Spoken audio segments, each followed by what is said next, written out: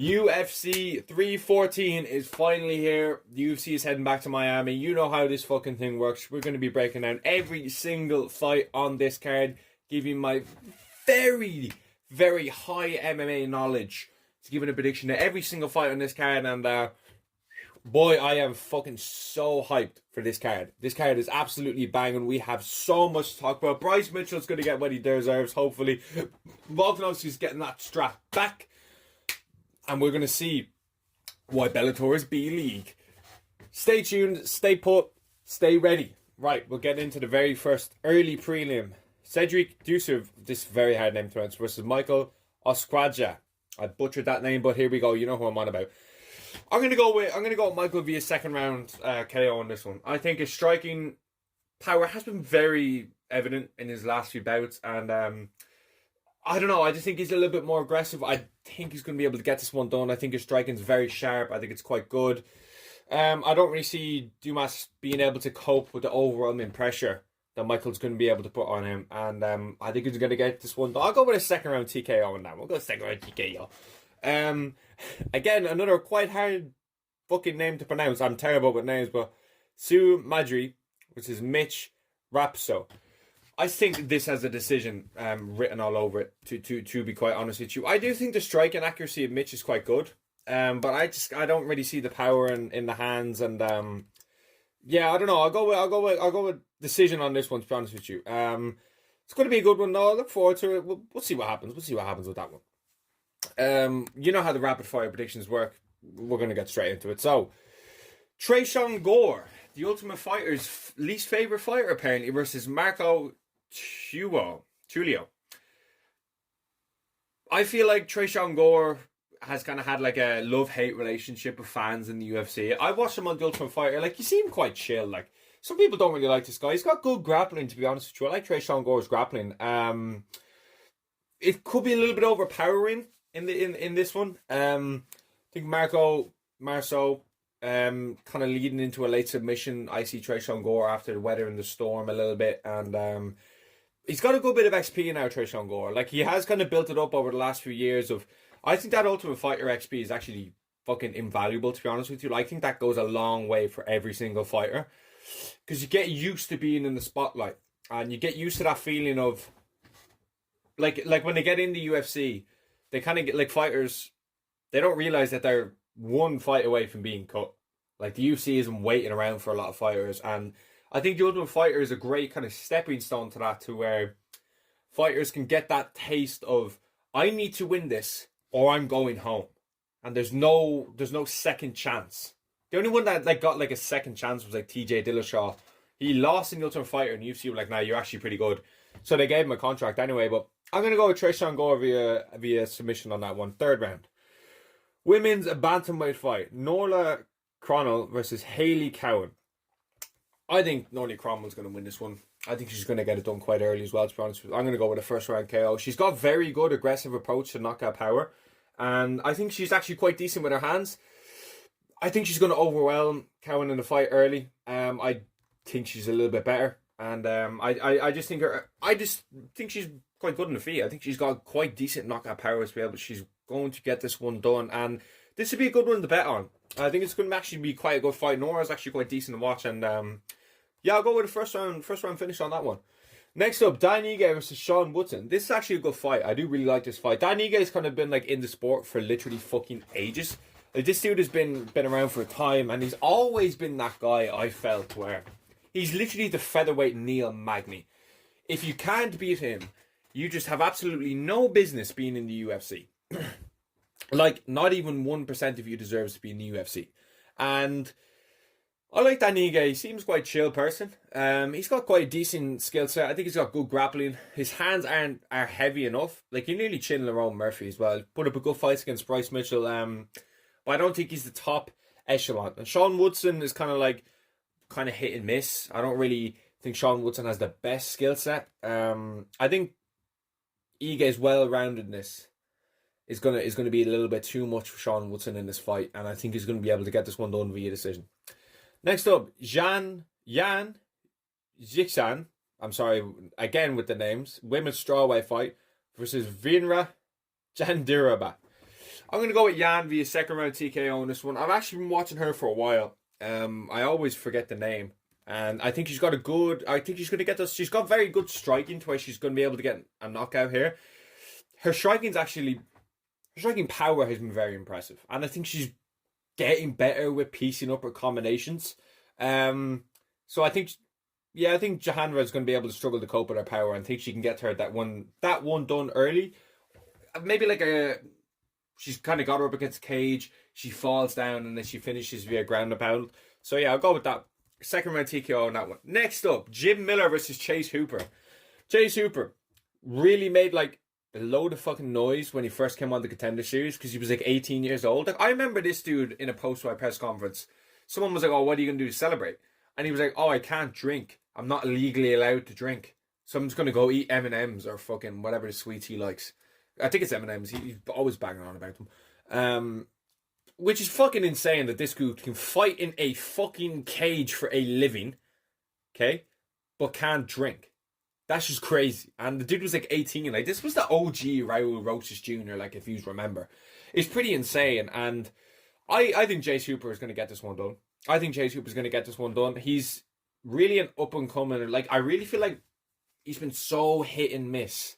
Okay, he's been so hit and miss. But I do think a part of that was, he was at featherweight. He's quite lanky.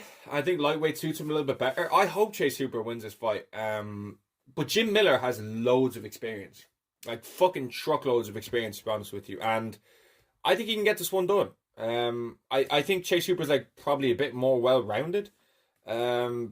It's sad to see Chase Hooper lose a fucking load of fights, though. Do you know what I mean? Because he is a bit of a dog, and I do like him in this fight. So yeah, I'll go with Chase Hooper via submission on that one. Jim Miller, though, can definitely win, though. He's quite a fucking 50-50 fight, to be honest with you. Next up, Darren Elkins versus Julian Erosa. Darren Elkins has been around for a bit. He's got a decent skill set. Julian Erosa, though, he's quite dangerous, man.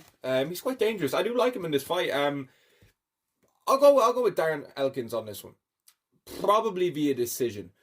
Could be kind of a dynamic fight where it's quite boring, but most of the fighters that get these kind of boring decisions have more moments than the other person. That's kind of what it comes down to. I feel like a lot of prelim fighters are scared to really go for it. They just kind of do a little bit more than the other fighter. They're not going in there to really bury their opponent, put them out cold. They're just there to do a little bit more and get that 29-28. That's why I don't really see Darren Elkins or Julian Erosa really going that far in the sport. Do you know what I mean? I just don't think so. And yeah, I'll go with Elkins on that one via. I'll go with him via decision on that one. It's going to be a good little fight. The prelims are actually quite decent. But nothing crazy. There's nothing to write home about. But main card time. Right, now onto the main card. So everyone's your fighters' favorite fighter, Dominic Reyes. He's going to be taking on a winnable matchup, in my opinion, Nikita Krylov. So Krylov has been he's been one of those fighters that is going to be good on a main card or a co-main event through UFC Apex, but nothing really too exciting to get behind, okay? He's had some losses to Paul Craig, Glover, Blachowicz, Magomed Ankalaev, but he's kind of beaten the 5th, 6th kind of ranking fighters. OSP, I know OSP is completely washed, but that was 60 years ago now. Johnny Walker, he got decision against.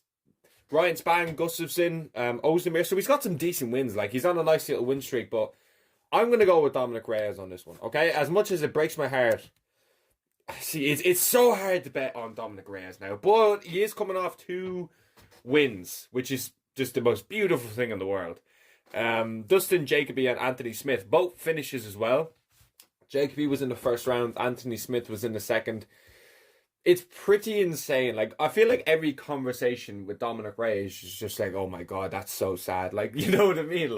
He beat John Jones, and if any of you fucking fannies in the comments, the Bones, the Bones Army, if there's any of them left, the judges had it this way.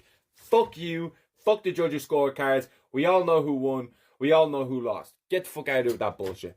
And Krylov has got some. He's a bit of a finishing machine. Like he's got some decisions, but like he's got a lot of fucking finishes on his record. Nothing in like the UFC like that's really standing out to me. Like finished OSP, finished Gustafsson, finished Ryan Spann. If you're not, every fighter I have named there is old. And he seems to be finishing the older echelon of the division. Dominic Reyes, unfortunately, no more, is young. He's not like he's old, but like, it's not like he's mad young either. Like, do you know what I mean? Like, he's just not reaching his physical prime and he's going to be banging it out. Like, that's just not how it works. He's just not in that phase. And I'm going to go with Dominic Reyes, okay? I'm going to go with fucking Dominic Reyes. I want Dominic Reyes to win. I think he can get it done. You would be a little bit like it's sus betting on Dominic Reyes. Don't bet on this fight. Don't bet on this fight. Don't bet on Dominic Reyes.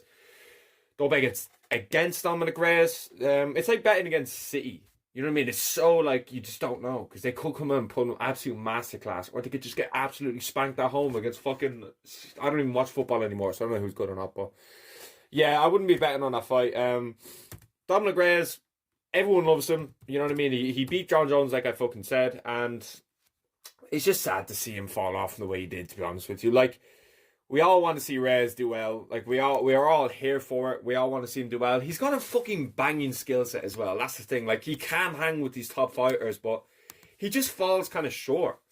He just falls short against these top fighters nowadays. But he was on an absolute tear. Like, I know he knocked out, like, Chris Weidman, and, like, knocking out Chris Weidman necessarily isn't fucking an achievement anymore, but it's still a good win. It's still a good win. So yeah, I'm gonna go Dominic Reyes via decision on that one. Next up, we have got Gene Silva versus Bryce Mitchell. Oh, what's this? How did this get here? A flat earth is bullshit. Don't think flat is your fucking brain, Bryce, you fucking moron. Bryce Mitchell versus Gene Silva. I had to bring that out. I don't know why. It was in my room and I was like, fuck it. Bryce Mitchell's going to win. I'm sorry, but it's true. Bryce Mitchell is going to beat Gene Silva at the weekend. I'm sorry. I know that's not what you want to hear. Listen, Bryce Mitchell is one of the biggest fucking idiots. Actually, no. He is the biggest idiot in the UFC. This dude is an absolute tart. No one likes this fucking guy. But I can't pick a fight based on fucking popularity. I have to say who I think is going to win. And I think Bryce Mitchell is going to win. When you look at Gene Silva, yes, this dude isn't like, I feel like the UFC have just sent in an assassin and it's Gene Silva. They're just like, all right, we need to get this fucking Scroden out of here. We need to get rid of him in the UFC. Nobody likes this fucking dude. What he said, we all know what he said. I don't want to get into it. It's not, I talk about fights. Was one of the stupidest things ever. Okay? And the dude has no brains, okay? He thinks the earth is flat, so the only thing flat is his fucking brain. Yeah, I remember Ilya Taporia said, I left Bryce Mitchell's face as flat as the earth. Absolutely beautiful. And then Josh Emmett finished the job. Hopefully Gene Silva will finish his career, but when you look at fucking Charles Jourdain and Gene Silva, you realise Charles Jourdain is more of a striker. I know he finished Charles Jourdain, but still, it's not filling me with confidence. Bryce Mitchell is extremely underrated, okay? He had a bad performance against Ilya Taporia. He got chinned by Josh Emmett on like 2 weeks' notice. I can't discredit this guy's skill set within the cage. Outside the cage, he's a fucking idiot. But inside the cage, I do think Bryce Mitchell holds the skill set to where he can get Charles Jourdain. He can get Gene Silva down. He can control him. He's going to have success. I don't think it's going to be a complete, or shut out for, like, Gene Silva is a massive favourite in this fight. I don't think Gene Silva should be a favourite. Never mind a massive favourite. I'm not saying bet on Bryce Mitchell. But I would sprinkle a bit if I had some money, but I don't ever want to bet on Bryce Mitchell. Like, he's that much of a fucking degenerate. And as much as Gene Silva is undefeated in the UFC and he's on an absolute tear, fair enough, you beat Drew Dober, okay? You beat Charles Jourdain, even though Charles Jourdain is doing well with the wrestling.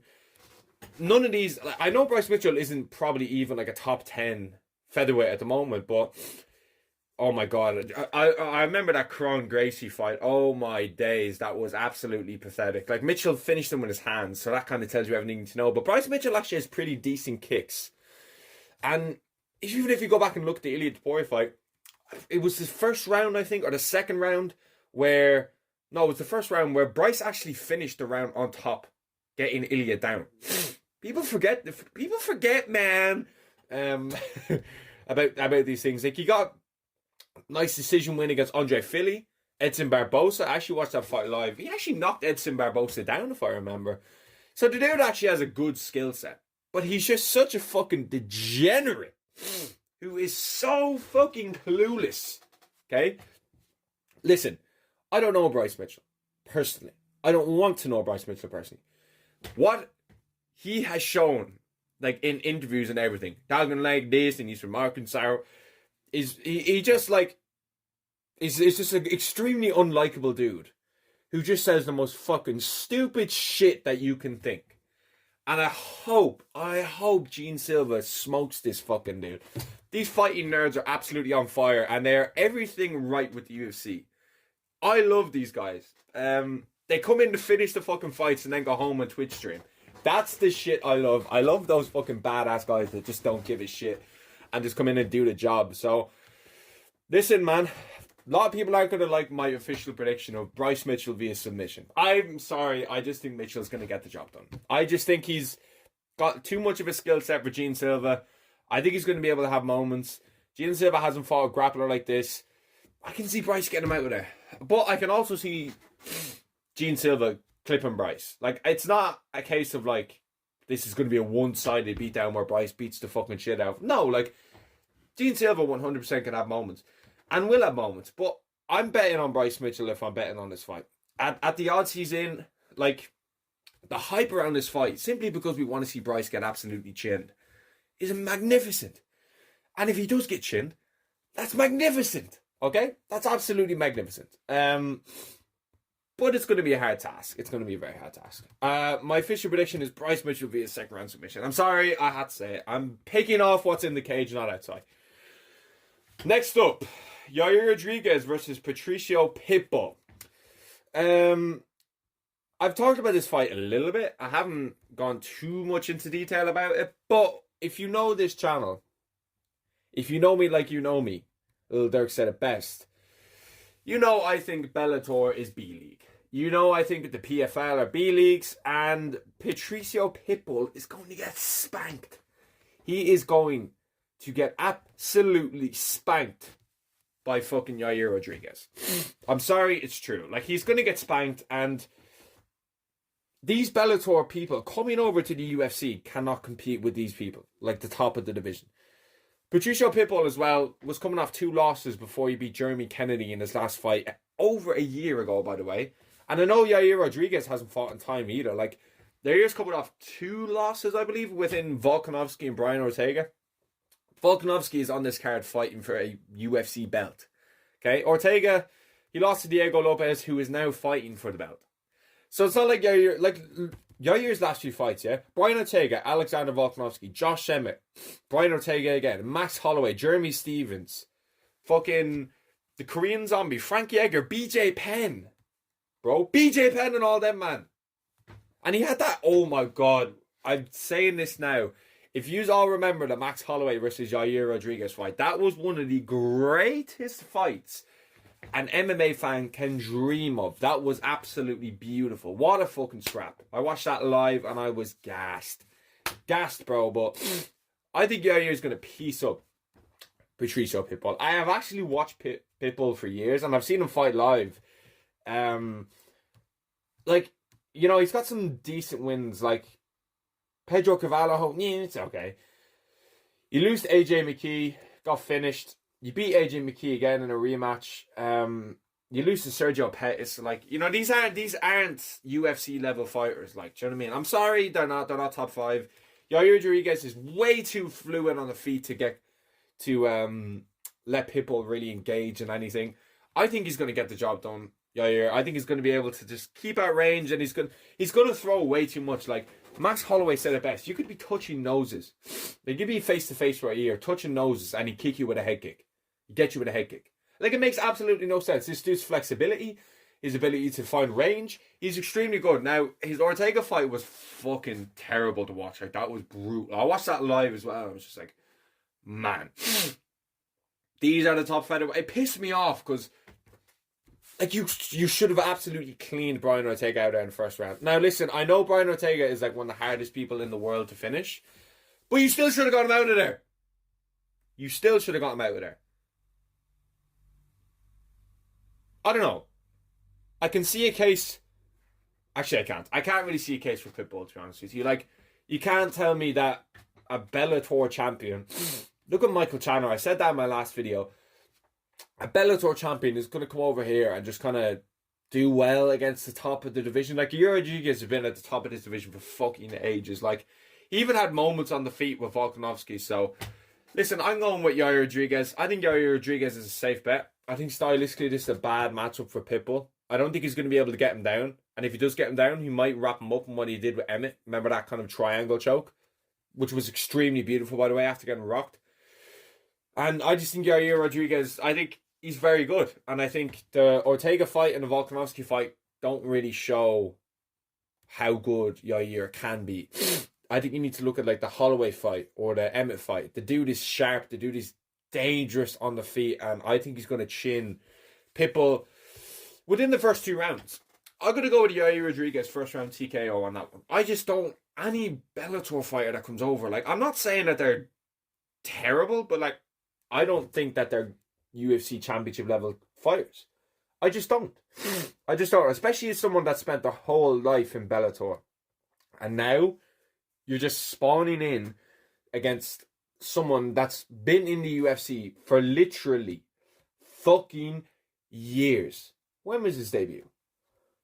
His debut was back in 2014. Yair Rodriguez has been in the UFC for 11 years. 11.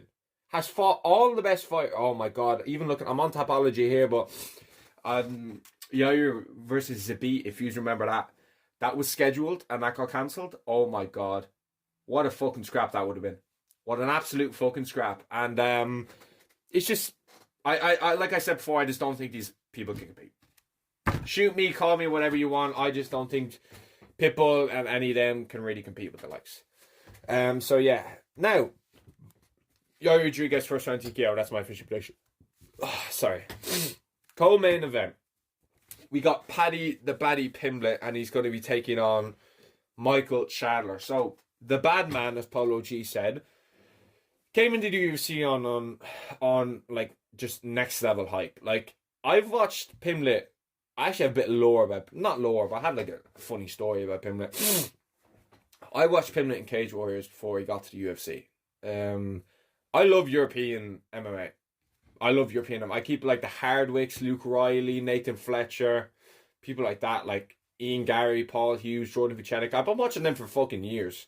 And if I was I don't know about any. Luke Riley's like the next kind of. He trains with Pimblett as well. Luke Riley's going to be the next one to get onto the scene. Like, but I remember someone posted like, anyone else seen Paddy Pimblett becoming the next global star? And Pimblett had like 20k followers on Instagram when I checked, and I was like, this dude definitely has potential. But to say he's going to be the next massive star is a bit of a bold statement, like.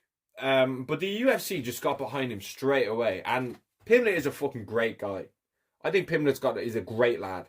Does so much good work. Seems like an upfront, honest dude that just tries his best and stuff like that. You know what I mean? So I really respect Paddy Pimblett. I think he's a good dude. I don't like Michael Chandler.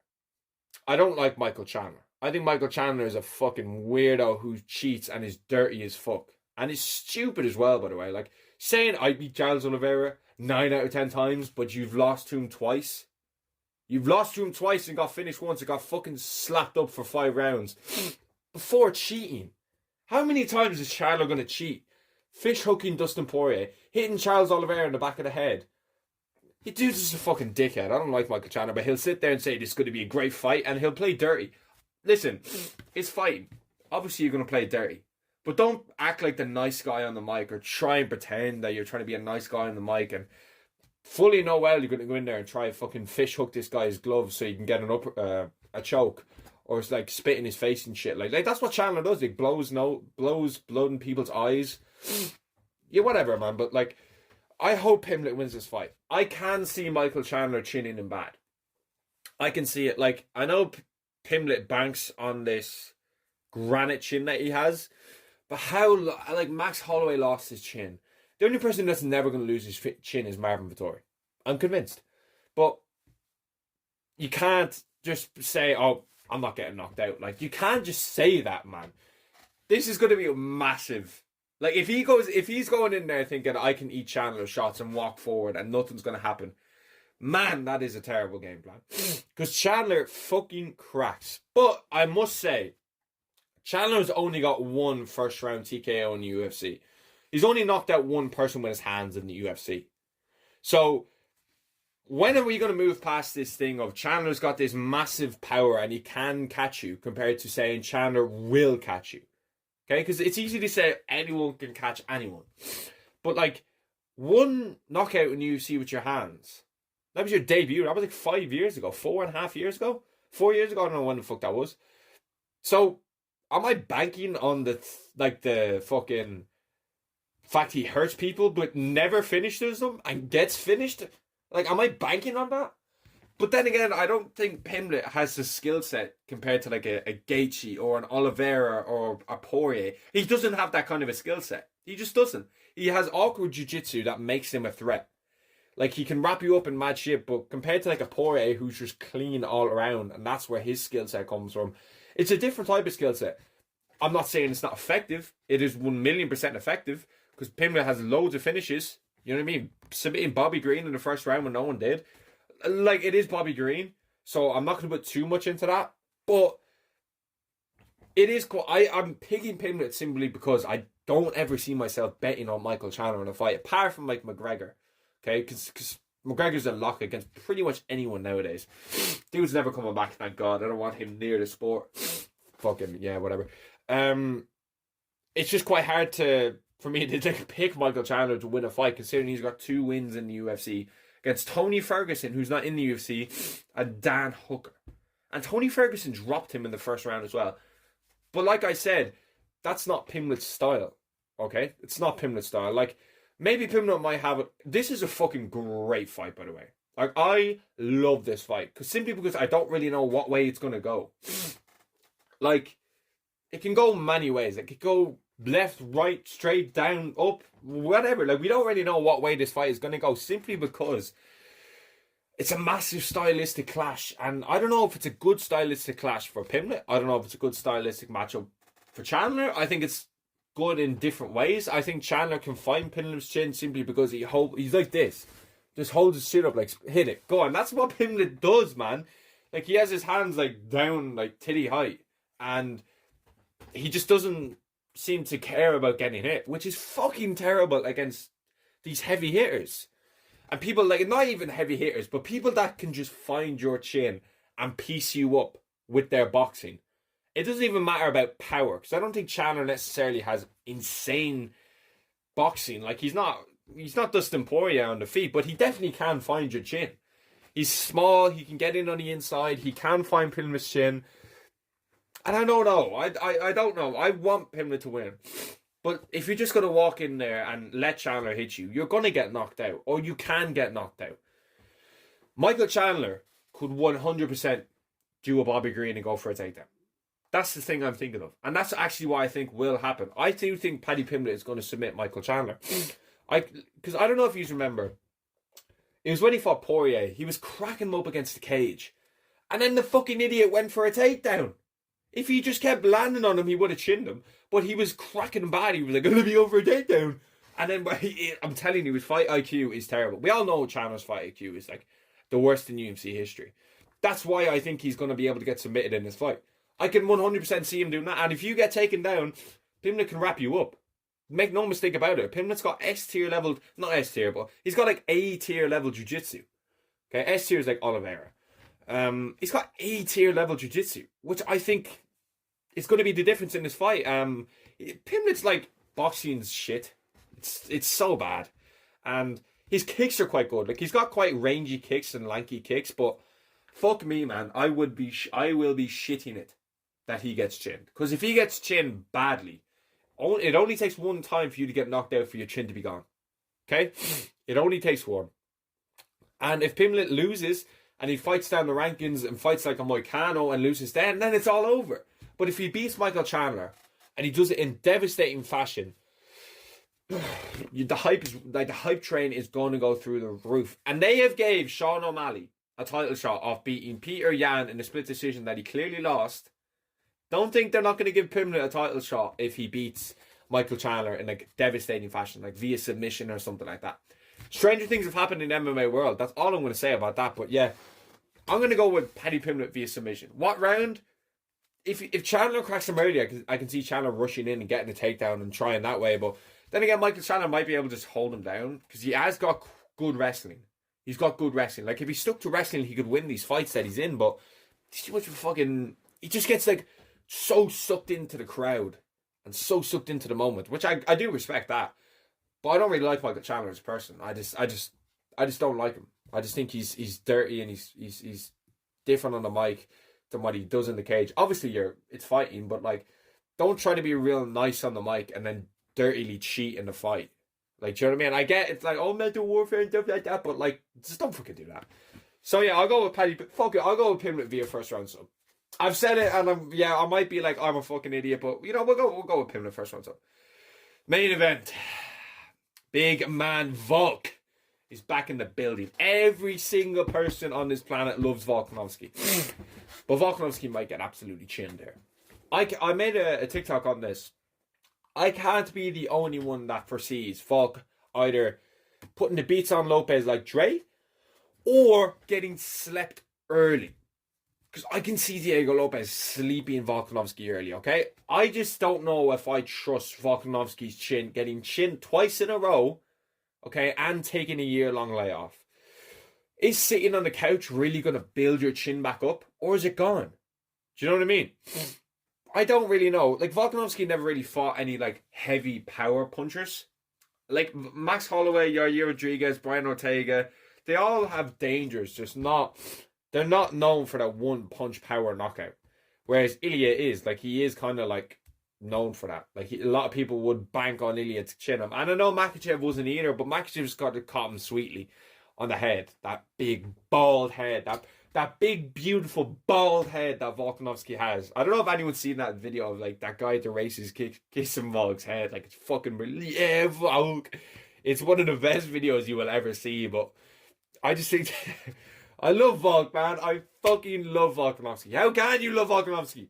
And it's going to be very interesting. Very interesting to see how this fight plays out. Diego Lopes has made nothing but noise since he came in the UFC. You know, chinning Sadiq Youssef at UFC 300 was very impressive. I was really shocked by that because, like, I think Sadiq Youssef is very good. Like, good. I think he's a very good fighter. And, like, he had a very close fight with Arnold Allen and stuff like that. And I think Sadiq Youssef, I was like, man, Sadiq Youssef is worth some fucking change in that fight. And Lopes went in there and fucking smoked him. Okay, he had that really close fight with Movzar on short notice. It was like a week's notice or something like that. And, I don't know. I'm not going to say that, actually. But Lopes... probably should have got Ortega. Like, he nearly got Ortega out there in the first round. And I do worry about, like Lopez's gas tank. That's one thing I have said before. I don't really rate Diego Lopez's gas tank, like, at all. I think Diego Lopes can gas out. Dan Ige took a round off him on, like, 7 hours notice. Okay? Do not be one bit surprised if Volkanovski... I think Volkanovski will grapple in this fight. I honestly do. Like, Volkanovski can piece him up on the feet, and when, like, Danny get a decision, Brian will take a decision, Youssef, like, he's got some good wins, but I think Volkanovski's going to win this. Like, but I can see Lopes absolutely chinning him in the first round as well. It's such a interesting fight that I really don't know what way it's going to swing. I don't know what way it's going to swing, and as dangerous as this fight is for Volk, I do think if he can weather the storm of Lopez's early barrage that is extremely fucking dangerous, I think Volkanovski can work him. I think Volkanovski can work him to be able to get this one done. He's got such good fight IQ, but we all know Volkanovski has this thing of he backs up like this and leaves his chin, and that's exactly how Ilya caught him up against the cage. Ilya does his best work up against the cage. If you're away from the cage and in the center of the octagon, you will have success against Ilya Topuria. It's a fact. Okay, stop acting like this guy is literally invincible. Okay, he won't do as well at lightweight. I'm telling you now.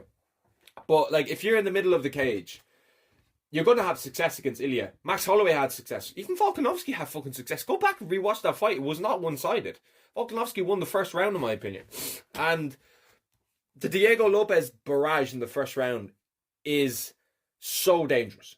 And that's where I'm like, oh my God, like this dude's chin, is it going to hold up?